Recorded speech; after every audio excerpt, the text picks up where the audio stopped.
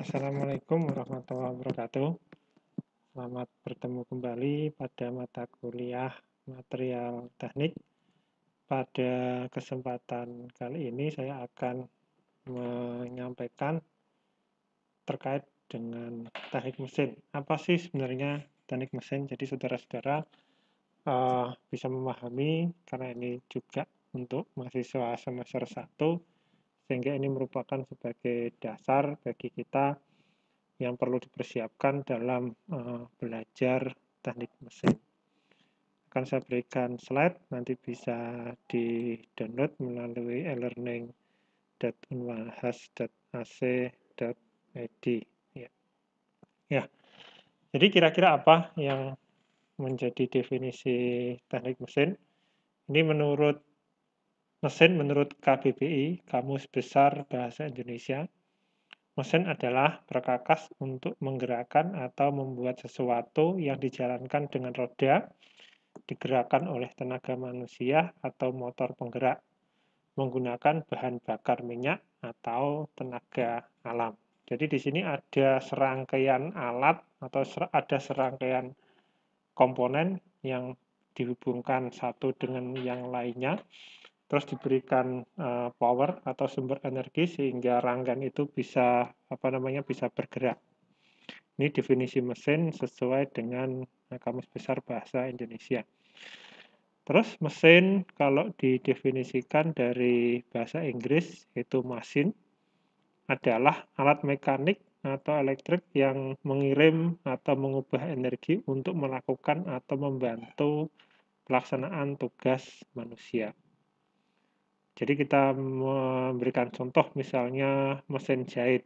Ya, mesin jahit itu kan berarti ada serangkaian komponen yang digabungkan satu dengan komponen yang lainnya menjadi sebuah rangkaian. Ya, terus di situ bisa digerakkan oleh tenaga manusia, misalnya digenjot, atau bisa juga digerakkan oleh motor listrik. Dalam hal ini adalah elektrik, sehingga tadi ada terjadi perubahan energi dari energi listrik, terus berubah menjadi energi putar pada motor listrik, terus bisa dirubah lagi dengan sistem mekanik sehingga mesin jahit itu bisa bekerja secara sistematis sehingga tadi membantu manusia untuk menjahit baju misalnya lebih cepat tentunya dengan menggunakan mesin jahit. Ini definisi dari mesin. Jadi kita jangan malu kalau teknik mesin itu juga ya mesin jahit, mesin tik dan sebagainya itu memang karena itu juga memang sebuah mesin ya. Jadi tidak harus yang namanya teknik mesin itu harus mesin mobil, harus mesin motor, mesin pesawat dan lain sebagainya. Ya, itu juga sama ya. Artinya mesin itu seperti itu. Kalau teknik sendiri menurut Kamus Besar Bahasa Indonesia, yaitu pengetahuan atau kepandaian membuat sesuatu yang berkenaan dengan hasil industri. Ya, ini hasil industri kan banyak, bisa bangunan, bisa mesin, dan lain sebagainya. Terus teknik juga bersumber dari bahasa Melayu. Kalau dalam bahasa Melayu maksudnya adalah kejuruteraan, yaitu atau rekayasa, atau dalam bahasa Inggris engineering. Adalah penerapan ilmu dan teknologi untuk menyelesaikan permasalahan manusia.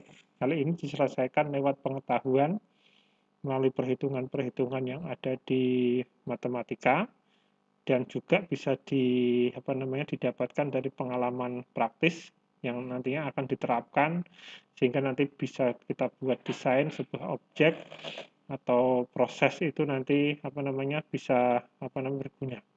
Jadi melalui perhitungan-perhitungan kita rancang melalui perancangan. Tentunya kalau ingin membuat sebuah mesin yang bermutu atau mesin yang berkualitas, tentunya didahului dengan rancangan terlebih dahulu melalui perhitungan-perhitungan, terus digambar, terus baru diproses produksi dengan menggunakan mesin-mesin produksi seperti mesin bubut, mesin gergaji, dan lain sebagainya, sehingga nanti bisa menghasilkan mesin yang berkualitas dan mesin itu bisa berguna serta mempunyai kualitas yang tinggi.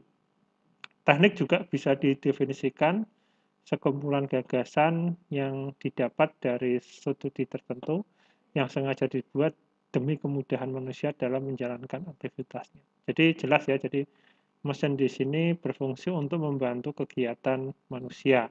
Ya, jadi kalau ada sebuah alat yang malah mempersusah manusia, ya itu berarti bukan alat yang tepat guna. Jadi kalau sebisa mungkin alat-alat mesin kita itu yang kita buat harusnya memudahkan pekerjaan kita atau membantu pekerjaan kita lebih cepat, lebih efisien, dan lebih sebagainya. Nah, ini saya punya gambar yang mungkin saudara sudah pernah lihat dari zaman TK itu ya. Jadi ada ayunan di sini ya. Jadi di sini ada sebuah batang yang ditempatkan pada sebuah penumpu. Di sini ada sebuah engsel. Di sini ada sebuah tempat duduk. Di sini juga ada sebuah tempat duduk yang nanti ini berfungsi untuk keseimbangan. Jadi berat di sini dengan berat di sini kalau kita mainkan maka ini bisa bergerak naik ataupun bisa bergerak turun, atau dengan gaya dorong biasanya kaki kita mendorong ke atas karena ada gaya dorong maka ini akan ke atas, sementara ini juga secara otomatis karena di sini satu engsel maka di sini akan turun. Ini salah satu contoh permainan yang sangat sederhana. Kalau kita analogikan dalam diagram benda bebas, jadi gambar mainan ini, kalau kita gambarkan menjadi gambar diagram benda bebas, kurang lebih seperti ini. Jadi ini ada tumpuan, ini ada batang, nah tengah-tengahnya diberi tumpuan pin, di sini nanti bisa dikasih beban, di sini juga bisa dikasih beban, terus nanti kita berikan gaya tertentu ke atas misalnya, sehingga nanti karena ada gaya dorong ke atas, maka ini bisa ke atas. Karena beban di sini lebih kecil karena di sini ada gaya dorongan maka di sini akan turun. Nah, ini contoh ketika ada bebannya, ada seorang anak duduk di sini, ada seorang anak duduk di sini. Karena ini bebannya lebih kelihatan ini lebih gemuk, ini lebih kurus, maka secara otomatis beban akan bertumpu pada di sebelah kiri ini. Ya, karena ini yang kurus maka dia akan naik. Tetapi ini juga bisa turun ke bawah asalkan di sini kaki anak yang gemuk ini mendorong ke tanah sehingga terjadi gaya dorong ke atas. Karena di sini ada titik tumpu atau ada engsel maka ini akan bergerak ke atas, ini akan bergerak ke bawah. Nah, ini juga model seperti ini ya kita bisa definisikan sebagai mesin karena ini ada komponen, satu komponen, ini ada komponen yang lain, misalnya yang dipasang dengan bearing gitu ya. Di sini ada gaya, ada energi yang digunakan untuk mendorong sehingga ini akan terjadi gerakan. Ya, ya ini ya berfungsi untuk membantu manusia, misalnya untuk menyenangkan anak-anak, sehingga ini juga bisa disebut dengan mesin ya. Ini tentunya mesin yang sangat sederhana gitu ya. Nah, kalau kita sudah belajar tentang desain, kita sudah belajar tentang material dan sebagainya, tentunya harus dibuat dari material atau dari bahan tertentu dengan perhitungan tertentu, maka kita bisa desain dengan lebih ergonomis seperti ini. Ya, jadi ini misalnya tempat duduknya kita bisa buat dengan menggunakan bahan plastik sehingga tidak keras. Ini juga ada penumpunya, kita kasih karet juga dengan model di sini ada engsel. Maka tempat duduknya ini walaupun dia di bawah atau di atas, posisinya akan tetap horizontal karena di sini ada engsel. Ya, ini sistem engselnya berbeda dengan tadi yang sederhana.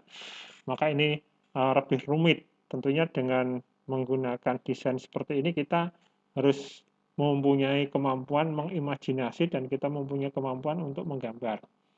Dan kita terus juga harus bisa memilih bahan apa yang digunakan pada batang ini, bahan apa yang digunakan pada penumpu ini, bahan apa yang digunakan pada kursi ini, tentunya harus dipertimbangkan. Baik dari segi penampilannya atau estetika, tapi juga harus diperhitungkan dari kekuatannya.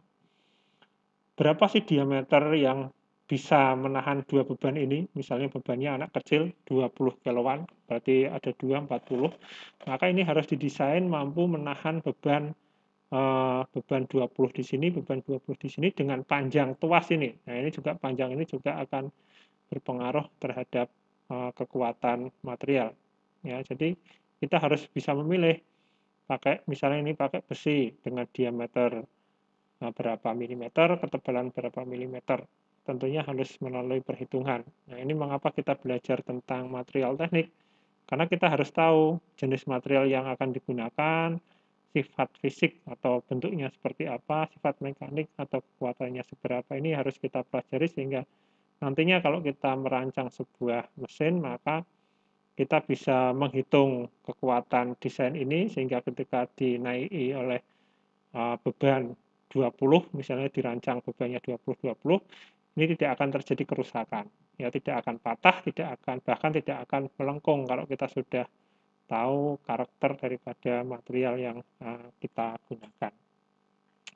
Ini contoh desain yang lain, misalnya tadi menggunakan engsel, ini menggunakan pegas, sehingga ini nanti gerakannya tentunya akan berbeda dengan gerakan naik turun yang tadi. Ini lebih fleksibel karena di sini menggunakan sistem sistem pegas. Ya, dari kita belajar tentang desain, kita belajar tentang material, maka kita bisa merekayasa bentuk bangunan mesin itu sendiri. Itu contoh yang paling sederhana. Ya, contoh yang lain lagi misalnya alat pengungkit gitu ya. Jadi kalau kita memindah barang, benda, balok yang besar, kalau kita dorong nggak kuat tentunya biasanya kita harus cari batang, terus kita ungkit, ya kita ungkit dengan pengungkit itu maka balok tadi bisa bisa bergerak. Nah itu juga mesin sederhana, ya karena itu juga diperlukan perhitungan. Semakin panjang batang pengungkitnya maka kan gaya kita untuk mengangkat semakin ringan. Ya tentunya ada titik tumpu tertentu dengan panjang satunya itu nanti dibuat lebih pendek, maka balok itu akan kita geser atau kita angkat lebih ringan. Nah, itu contoh mesin sederhana. Pengungkit tadi kalau diaplikasikan di otomotif ya contohnya di pengungkit katup itu. Jadi untuk membuka dan menutup katup kan butuh noken as itu yang nantinya akan berfungsi untuk membuka dan menutup katup. Nah, ini prinsip-prinsip sederhana ini kalau sudah kita tahu dan kita memahaminya maka sebenarnya diaplikasikan pada mesin-mesin yang canggih, misalnya otomotif dan lain sebagainya. Itu dulu mungkin pertemuan pada materi ini, nanti bisa dilanjutkan pada sesi sinkron sehingga nanti bisa bertanya atau nanti bisa chat lewat chat yang ada di forum YouTube ini. Terima kasih, kurang lebihnya mohon maaf. Wassalamualaikum warahmatullahi wabarakatuh.